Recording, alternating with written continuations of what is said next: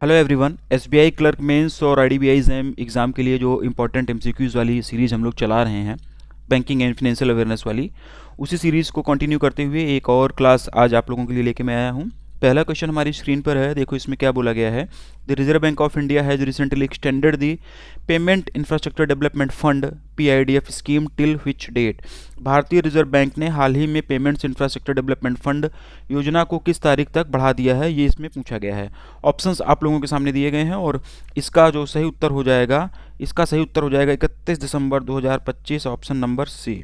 31 दिसंबर 2025, option number C is the right answer. ठीक है, पीआईडीएफ स्कीम की भी यहाँ पे बात हुई है और जो भी क्वेश्चंस हम लोग यहाँ पे डिस्कस कर रहे हैं ना, एसबीआई क्लर्क मेंस और आईडीबीआई जैम 2024 वाला जो एग्ज़ाम लगा हुआ है उसके लिए इंपॉर्टेंट है। और ऐसी कई सारी क्लासेस जो हैं वो हम लोगों ने ऑलरेडी अपने चैनल पर अपलोड कर रखी हैं।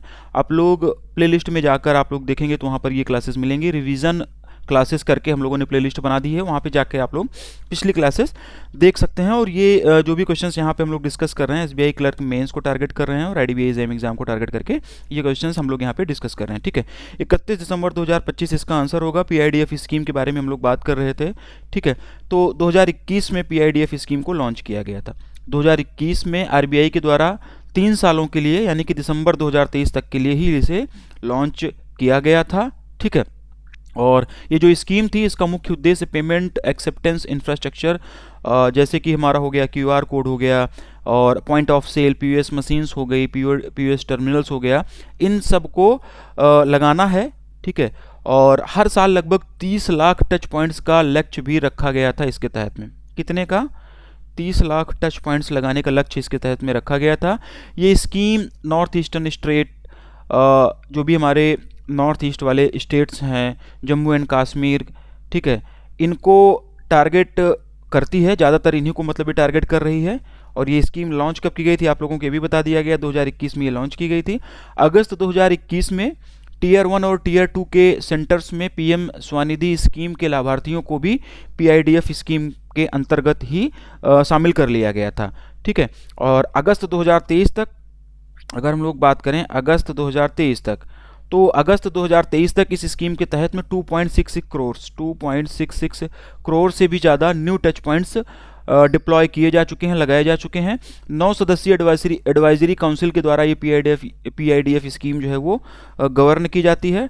Total 9 members of advisory committee है जो कि इस पीआईडीएफ स्कीम को गवर्न करती है। ठीक है, option number C is the right answer.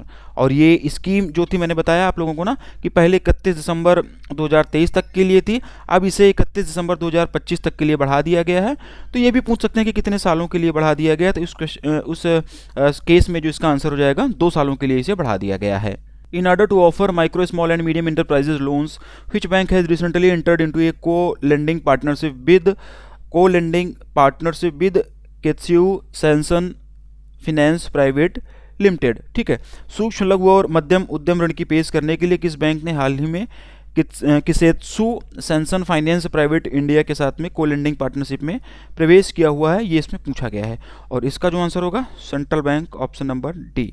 ठीक है, central bank, option number D. आपको क्या याद रखना है? इस कंपनी का नाम याद रखना है, इस बैंक का नाम याद रखना है और ये को-लेंडिंग पार्टनरशिप याद रखना है, बस। इससे ज़्यादा और इसमें कुछ करने की, जानने की ज़रूरत नहीं है। As per RBI's recent report titled report on trend and progress of banking in India, the total number of automated teller machines यानी कि ATMs in India increased by what % in financial year 22।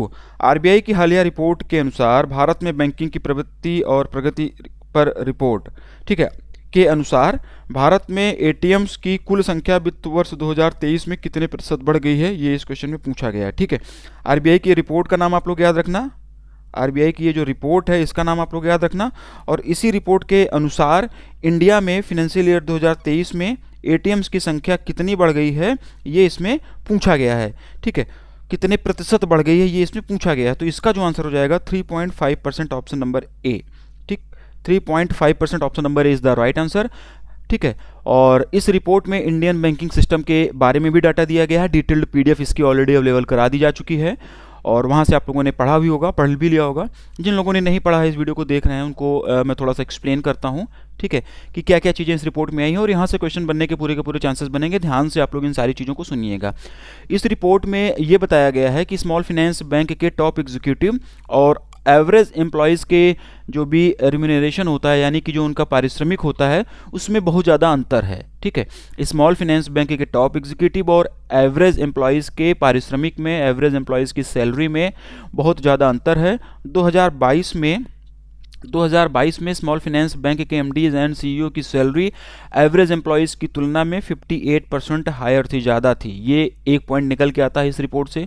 दूसरा ये चीज़ निकल के आती है कि 2022 में स्मॉल फाइनेंस बैंक के एमडी एंड सीईओ की तुलना में प्राइवेट बैंक के एमडी एंड सीईओ की तुलना की जो सैलरी थी वो 26.1% ज़्यादा थी। ठीक है ना, 1% ज़्यादा थी। और पब्लिक सेक्टर बैंक के एमडी एंड सीईओ की अगर हम लोग बात करें तो वो 2.4% ज़्यादा थी।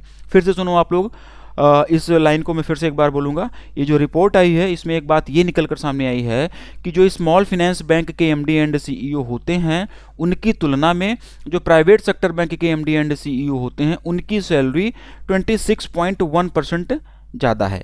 ठीक है, जबकि जो पब्लिक सेक्टर के बैंक होते हैं, जो सरकारी बैंकें होती हैं, उनके एमडी एंड सीईओ की जो तुलना सैलरी है वो 2.4% ज़्यादा है। तो ये चीज़ यहाँ पे निकल के है। दूसरा पॉइंट ये आपको याद करना होगा।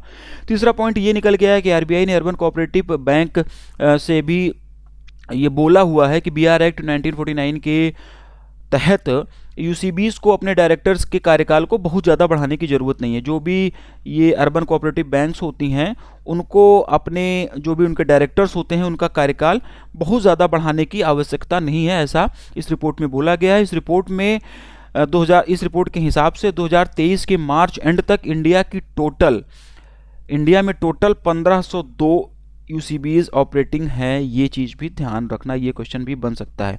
इसी रिपोर्ट के अनुसार मतलब 2023 के मार्च एंड तक इंडिया में टोटल 1502 अर्बन कोऑपरेटिव बैंक्स जो हैं वो फंक्शनल हैं, काम कर रही हैं। इस रिपोर्ट में ये भी बताया गया है कि ओम्बुड्समैन में लोन एंड एडवांसेस और डिपॉजिट्स से संबंधित शिकायतों में बढ़ोतरी हुई है। किसकी शिकायतों में बढ़ोतरी हुई है, ये चीज़ ध्यान से सुनते चलना। ये सब इसी रिपोर्ट का पार्ट है, मैं डिस्कस कर रहा हूँ। लोन एंड एडवांसेस से संबंधित शिकायतें जो हैं वो फिनेंशियल ईयर 2022 की तुलना में फिनेंशियल ईयर 2023 में 94% तक बढ़ गई। कितना बढ़ गई? 94% तक बढ़ गई। ठीक है, फिनेंशियल ईयर 2022 में जो शिकायतें थी वो थी 30,734 नंबर ऑफ कंप्लेन। और फिनेंशियल ईयर 2023 की अगर हम लोग बात करें तो फिनेंशियल ईयर 2023 में ये बढ़कर हो गई हैं 59,762 नंबर ऑफ कंप्लेंट्स हो गई हैं। डिपॉजिट्स से संबंधित अगर शिकायतों की हम लोग बात करें तो फिनेंशियल ईयर 2022 में 16,989 की शिकायतें आई हुई हैं, जबकि फिनेंशियल ईयर 2023 की अगर हम लोग बात करें तो इसमें जो है 34,481 शिकायतें आई हैं। ये डिपॉजिट से संबंधित आ रही हैं। ठीक है, और टोटल नंबर ऑफ एटीएम्स की संख्या में 3.5% की बढ़ोतरी हुई है। सबसे ज़्यादा व्हाइट लेबल एटीएम्स लगाए गए हैं। व्हाइट लेबल एटीएम क्या होता है आपको पता होगा, नहीं पता होगा तो पीडीएफ में मैंने दे रखा, वहाँ से आप लोग पढ़ लीजिएगा। ठीक है, व्हाइट लेबल एटीएम सबसे ज़्यादा लगाए गए हैं। टोटल एटीएम्स का 63% पीएसबीज के द्वारा ही लीड किया जा रहा है। पब्लिक सेक्टर बैंक्स के द्वारा ही 60% एटीएम जो है वो संचालित किया जा रहा है। प्राइवेट सेक्टर के बैंकों के द्वारा जो है वो 35% एटीएम लीड किए जा रहे हैं। ठीक, तो ये कुछ एक इंपॉर्टेंट पॉइंट्स थे जो आपको यहाँ पे इस क्वेश्चन में समझना था। बाकी डिटेल्ड पीडीएफ इसकी अवेलेबल है, वहाँ से भी आप लोग जाकर इसको पढ़िएगा जरूर। एग्जाम पॉइंट ऑफ व्यू से ये इंपॉर्टेंट क्वेश्चन है। RBI has recently launched which edition of the Financial Stability Report 2023 on the 28th of December 2023? RBI ने हाल ही में 28 दिसंबर 2023 को वित्तीय स्थिरता रिपोर्ट 2023 का कौन सा संस्करण लॉन्च किया है, ये इसमें पूछा गया है। और इसका जो आंसर हो जाएगा 28th एडिशन, 28वां संस्करण जो है वो लॉन्च किया गया है। कौन सा? 28th एडिशन लॉन्च किया गया। क्वेश्चन ये भी इंपॉर्टेंट है एग्जाम पॉइंट ऑफ व्यू से। ठीक है, 28वां एडिशन 28 दिसंबर 2023 को लॉन्च किया गया हाफ ईयरली बेसिस पर। ठीक है, हाफ ईयरली बेसिस पर ये रिपोर्ट जो है लॉन्च की जाती है, पब्लिश की जाती है। और ये रिपोर्ट फिनेंशियल स्टेबिलिटी यानी कि वित्तीय स्थिरता और इंडियन फिनेंशियल सिस्टम के जो भी रिस्क होते हैं, जो भी उनके जोखिम्स होते हैं, उसके बारे में ये बताती है। इस रिपोर्ट में अभी जो ये रिपोर्ट आई इसमें ये बताया गया है कि बड़े उधारकर्ता यानी कि लार्ज बारोवर के क्रेडिट में सुधार हुआ है। टॉप 100 बारोवर्स एनपीए कैटेगरी में नहीं आ रहे हैं, ये एक अच्छी खबर है। शेड्यूल्ड कॉमर्शियल बैंक्स में टॉप 100 बारोवर्स के लोन की हिस्सेदारी जो है वो सितंबर 2023 के एंड तक घटकर 15.9% हो गई है, जो कि मार्च 2023 के एंड में 17.2% थी। ये एक पॉइंट हो गया। इसी तरीके के कई सारे पॉइंट्स इस रिपोर्ट में बताए गए हैं और आप लोगों ने इसको पढ़ लिया होगा। ध्यान से इसको पढ़ के जाइएगा, यहाँ से भी क्वेश्चंस बनने के पूरे चांसेस बनते हैं। कुछ एक पॉइंट और डिस्कस कर ले रहा हूँ इसी टाइम पर। यहीं पर सितंबर 2023 में स्मॉल फाइनेंस बैंक का ग्रॉस एनपीए 3.2% और नेट एनपीए 0.8% रहा। ये भी इसी रिपोर्ट में बताया गया है। इस रिपोर्ट में ये भी बताया गया है कि capital adequacy ratio 71 basis point तक डिक्लाइन हो सकता है, गिर सकता है। ये मतलब ये पॉइंट भी इसी रिपोर्ट का हिस्सा है। फिलहाल इसका जो आंसर हो जाएगा ऑप्शन नंबर सी, 28th एडिशन जो है ये वित्तीय स्थिरता रिपोर्ट का ये जारी किया गया है। Which bank has recently launched a new scheme called Inspire Program for Senior Citizens? हाल ही में किस बैंक ने वरिष्ठ नागरिकों के लिए इंस्पायर कार्यक्रम के तहत एक नई योजना शुरू की है? ये इस क्वेश्चन का हिंदी में मतलब है Bandhan bank. Option number B is the right answer. Bandhan bank option number B इसका सही उत्तर हो जाएगा। बंधन बैंक एचडीएफसी बैंक के द्वारा प्रमोटेड है। बंधन बैंक के द्वारा अभी हाल ही में सीनियर सिटीजन्स के लिए इंस्पायर नाम से एक नया प्रोग्राम लॉन्च किया गया है। 60 साल या इससे ज़्यादा एज वालों के लिए ये प्रोग्राम है बेसिकली। ठीक है, आगे बढ़ते हैं। As per the half-yearly economic review 2023-24 November 2023 released by the Department of Economic Affairs of Ministry of Finance in December 23, what is the expected GDP of India for the financial year 24? दिसंबर 2023 में वित्त मंत्रालय के आर्थिक मामलों के विभाग के द्वारा जारी अर्धवार्षिक आर्थिक समीक्षा 2023-24 नवंबर 2023 के अनुसार वित्त वर्ष 2024 के लिए भारत की अपेक्षित जीडीपी वृद्धि क्या है, ये इसमें पूछा गया है। 6.5%। Option number D is the right answer. 6.5%। Option number D is the right answer. Who has recently been appointed as the chairman of the 16th Finance Commission constituted by the Government of India? हाल ही में भारत सरकार द्वारा गठित 16वें वित्त आयोग का अध्यक्ष किसे नियुक्त किया गया? ये क्वेश्चन भी इंपॉर्टेंट बनेगा और इसका जो आंसर हो जाएगा Arvind Panagariya. Option number B. Option number B Arvind Panagariya जो है वो इसका सही उत्तर हो जाएगा। 16वें वित्त आयोग का गठन किया गया और इसके लिए जो है अरविंद पनगड़िया जी को इसका मतलब चेयरमैन बनाया गया हुआ है। ठीक है, 16वें वित्त आयोग का सेक्रेटरी जो है वो रंजनम पांडे जी को बनाया गया हुआ है। ठीक है, और 16वें वित्त आयोग से संबंधित जितने भी क्वेश्चंस हैं जो आपको दिसंबर में मिले, जनवरी में मिले और फरवरी की क्लासेस में मिल रहे हैं, पढ़ के जाना, यहाँ से क्वेश्चंस पूछे जाने के चांसेस बन रहे हैं। Name the union territory which has become the first union territory to implement the Pradhan Mantri Vishwakarma योजना। उस केंद्र शासित प्रदेश का नाम बताइए जो प्रधानमंत्री विश्वकर्मा योजना को लागू करने वाला पहला केंद्र शासित प्रदेश बन गया है। Jammu and Kashmir. Option number B is the right answer. Total 8 union territories हैं। पीएम विश्वकर्मा स्कीम के बारे में भी आप लोग पढ़ लेना, यहाँ से भी क्वेश्चन पूछे जाने के चांसेस बनेंगे। ठीक है, ये चीज़ भी आप लोग पढ़ लीजिएगा। Total how many new countries joined BRICS with effect from 1 जनवरी 2024? 1 जनवरी 2024 से कुल कितने नए देश ब्रिक्स देशों में शामिल हुए हैं, ये इसमें पूछा गया है और इसका जो सही उत्तर हो जाएगा 5। इसका सही उत्तर हो जाएगा 5। 5 न्यू कंट्रीज जो हैं वो ब्रिक्स देशों में और शामिल किए गए हैं। ब्रिक्स का मतलब क्या होता है? ब्राज़ील, रसिया, इंडिया, चाइना, साउथ अफ्रीका। 5 नए देश और कौन कौन से हैं? इजिप्ट आ गया, इथोपिया आ गया, ईरान आ गया, यूएई आ गया और सऊदी अरेबिया आ गया और 1 जनवरी 2024 से ही ये प्रभावी हो गया है। ये चीज़ भी आप लोग याद कर लेना।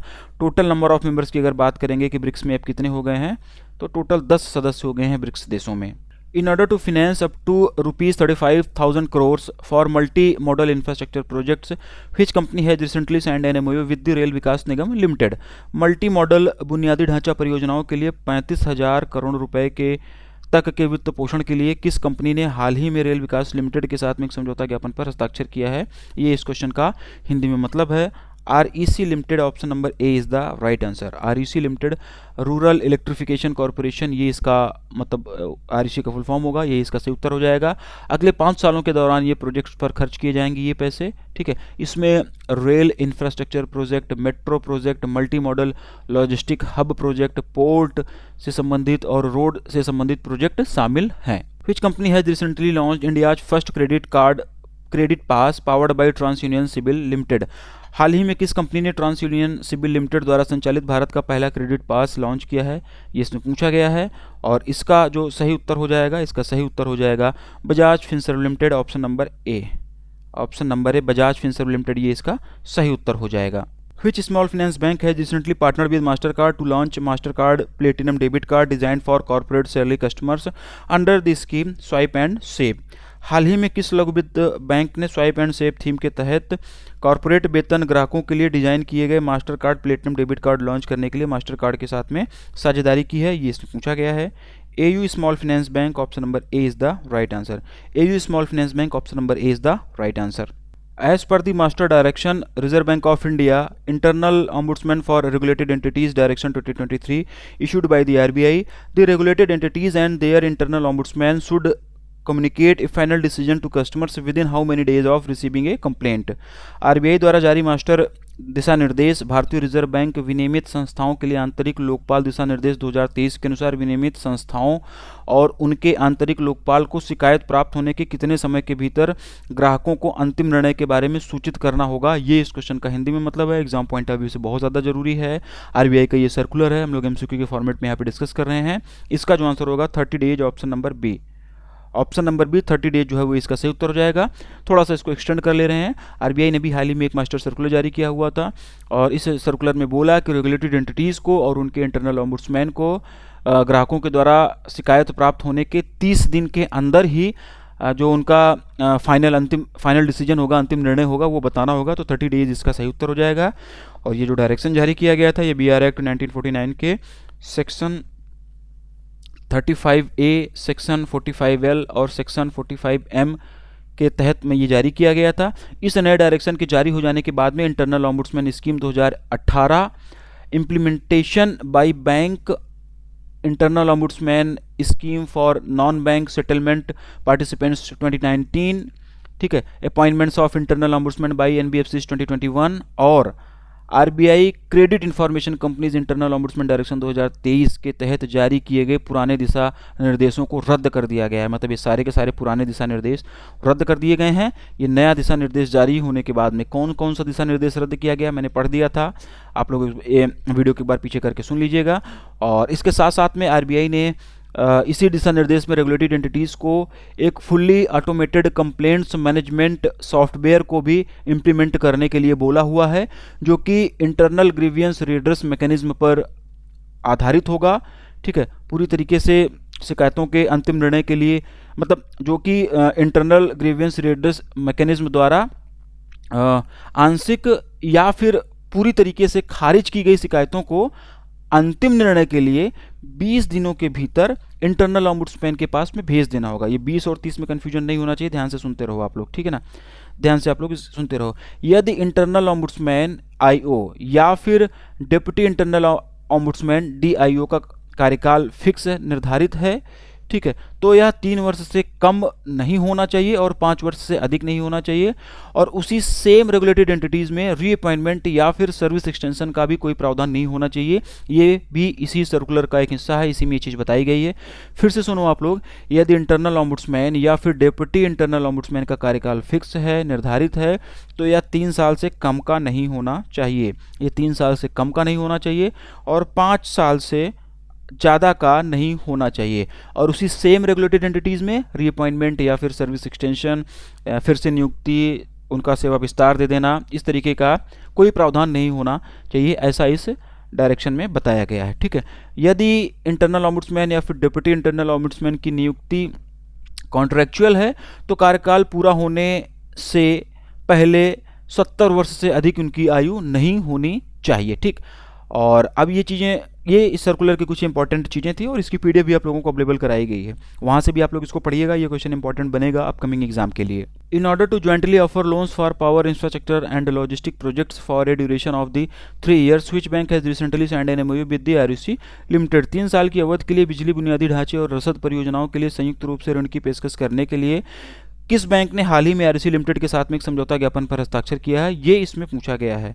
ये इस क्वेश्चन का हिंदी में मतलब है और इसका जो सही उत्तर हो जाएगा, इसका सही उत्तर हो जाएगा bank of Baroda, option number C. Bank of Baroda ने जो है ये MOU साइन किया हुआ है। How much fund has recently been raised by the SBI by using 5-year green bonds to finance the green projects. हाल ही में SBI ने ग्रीन प्रोजेक्ट्स को वित्त पोषित करने के लिए 5 वर्षीय ग्रीन बॉन्ड जारी करके कितना फंड जुटाया है, ये इस क्वेश्चन का हिंदी में मतलब है। ऑप्शंस दिए गए हैं, सही उत्तर इसका जो हो जाएगा ये हो जाएगा 250 million USD, option number A. 250 million USD, option number A, ये इसका सही उत्तर हो जाएगा। As per the first advance estimate of the national income for the financial year 2023 to 2024 released by the National Statistical Office under the Ministry of Statistics and Program Implementation in January 2024. What will be India's real GDP in financial year 24? Question बढ़िया है, GDP का है, upcoming exam के लिए important होगा। जनवरी 2023 में सांख्यिकी और कार्यक्रम कार्यान्वयन मंत्रालय के तहत राष्ट्रीय सांख्यिकी कार्यालय द्वारा वित्त वर्ष 2023-24 के लिए राष्ट्रीय आय से पहले अग्रिम भुगतान के अनुसार वित्त वर्ष 2024 में भारत की वास्तविक जीडीपी क्या होगी, भारत की रियल जीडीपी रहने का क्या अनुमान है, ये इसमें पूछा गया है।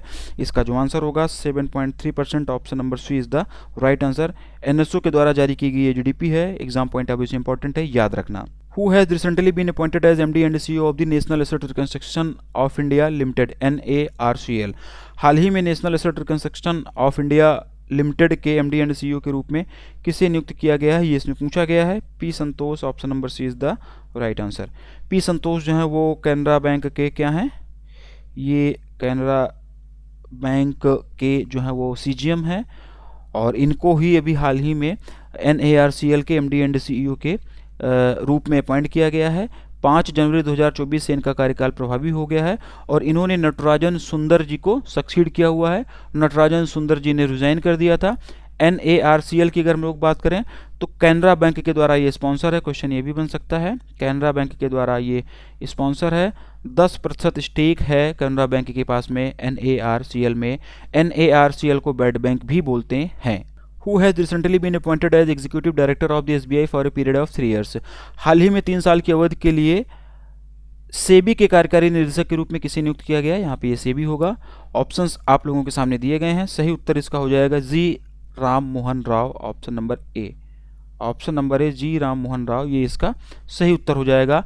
इनको सेबी के एग्जीक्यूटिव डायरेक्टर के रूप में अगले 3 सालों के लिए अपॉइंट किया गया है। As per the report MSME Unleashing the Engines of Economic Prosperity, which was prepared by the CBRE India Research in 2024, in January 2024, which state has accounted for the highest share of micro, small and medium enterprises in India? जनवरी 2024 में CBRE India research द्वारा तैयार की गई report MSME Unleashing the Engine of Economic Prosperity के अनुसार भारत में सूक्ष्म लघु और मध्यम उद्यमियों की सबसे अधिक हिस्सेदारी किस राज्य में है, ये इस क्वेश्चन में पूछा गया है। Question exam point of view से बढ़िया है। C Maharashtra is the right answer, Maharashtra इसका सही उत्तर हो जाएगा। इस रिपोर्ट के हिसाब से महाराष्ट्र में सबसे ज़्यादा एमएसएमईज़ की संख्या है, ठीक है। एमएसएमईज़ की सबसे ज़्यादा हिस्सेदारी महाराष्ट्र में है। 17% की हिस्सेदारी टोटल एमएसईज़ में जितने हैं उसमें से 17% की हिस्सेदारी महाराष्ट्र के पास में है। उसके बाद में तमिलनाडु का नंबर आता है, तमिलनाडु के पास में 10% की हिस्सेदारी है। फिर उसके बाद में यूपी का आता है, यूपी के पास में 9% की हिस्सेदारी है, ठीक है। तो ये क्वेश्चन भी इंपॉर्टेंट बनता है, पढ़ लीजिएगा आप लोग, PDF वगैरह भी पढ़ लीजिएगा, वहाँ से चीज़ें बन जाएंगी। और अगला और लास्ट क्वेश्चन देखेंगे हम लोग इस क्लास का। The reserve bank of India has recently increased the minimum capital requirement for small finance bank from ₹10 crore to how much rupees? भारतीय रिजर्व बैंक ने लघु वित्त बैंकों के लिए न्यूनतम पूंजी आवश्यकता को 100 करोड़ रुपए से बढ़ाकर कितना कर दिया है, ये इसमें पूछा गया है। और इसका जो सही उत्तर हो जाएगा 200 करोड़ रुपए, option number B. Option number B 200 crore रुपए इसका सही उत्तर हो जाएगा। ये question exam point of view से इंपॉर्टेंट बनता है। आरबीआई ने अभी हाल ही में स्मॉल फाइनेंस बैंक्स के लिए मिनिमम कैपिटल रिक्वायरमेंट को 100 करोड़ रुपए से बढ़ाकर 200 करोड़ रुपए कर दिया है। ये चीज़ आप लोग ध्यान रखना, ये क्वेश्चन बन सकता है। इसके साथ साथ आरबीआई ने पेमेंट बैंक को स्मॉल फाइनेंस बैंक में अपग्रेड होने के लिए भी परमिट कर दिया है। स्मॉल फाइनेंस बैंक में परिवर्तित होने वाले अर्बन कोऑपरेटिव बैंक्स को इनिशियली 100 करोड़ रुपीज़ के नेटवर्थ की आवश्यकता होगी, जिसको कि अगले 5 सालों के दौरान बढ़ाकर 200 करोड़ रुपए करना होगा। इस गाइडलाइंस के हिसाब से एलिजिबल पेमेंट बैंकों को उनके ऑपरेशन के 5 साल के बाद, ध्यान रखना, उनके ऑपरेशन के 5 साल के बाद में स्मॉल फाइनेंस बैंक में कन्वर्ट होने के लिए अप्लाई कर सकते हैं, ठीक है ना। 5 ईयर्स, ये चीज़ भी आप लोग याद रखना, ये चीज़ भी मतलब पूछा जा सकता है। स्मॉल फाइनेंस बैंक और पेमेंट बैंक में क्या डिफरेंस है, ये आप लोग कमेंट कर बताओगे। ये चीज़ें मैं आप लोगों के लिए छोड़ रहा हूँ। इसी तरीके से एसबीआई क्लर्क मेंस और आईडीबीआई एग्जाम पीजीडीएफ को टारगेट करके आप लोगों को लगातार इस चैनल पर क्लासेस मिलती रहेंगी जब तक आपके एग्ज़ाम नहीं हो जाते हैं, यानी कि 17 मार्च तक ये क्लासेस आप लोगों को लगातार मिलती रहेंगी। और आप लोग जो भी बैंकिंग एग्ज़ाम की तैयारी कर रहे हो, जहाँ से कहीं से भी पढ़ रहे हो, जो भी पढ़ रहे हो, उन सारे क्लासेस को देखा करो और अपने आंसर चेक किया करो कि कितने क्वेश्चन आप लोगों के सही हो रहे हैं और जो भी पढ़ाया जा रहा है इससे संबंधित और भी क्या क्या जानकारी है आपके पास में और भी क्या क्या आप लोगों ने पढ़ा हुआ है उसको भी इसी टाइम पर रिकॉल कर लिया करो आप लोग। ठीक, आज की क्लास यहीं पर ख़त्म करेंगे, अगली क्लास में हमारी आपकी फिर से मुलाकात होगी।